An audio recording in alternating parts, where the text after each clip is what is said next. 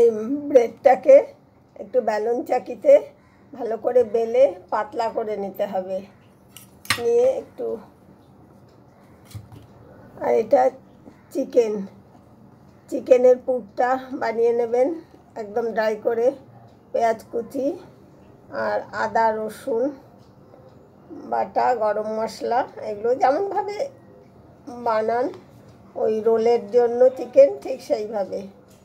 এবার এইভাবে রোল করে নিয়ে একটু কর্নফ্লাওয়ার জলে গোলা এখানে এইভাবে দিয়ে মুখটা আটকে দিতে হবে, এই যে এইভাবে। এবার এটা ডিমের গোলায় ডুবিয়ে ভেজে নিলেই হয়ে যাবে। এই দেখুন, এই যে এতগুলো আমার বানানো হয়ে গেছে। এই যে আমার 7টা ব্রেড রোল হয়ে গেছে। ব্রেড রোলগুলো এখন ফ্রাই করে নিচ্ছি। Ready to eat bread role, দেখতে ভালো হয়েছে না?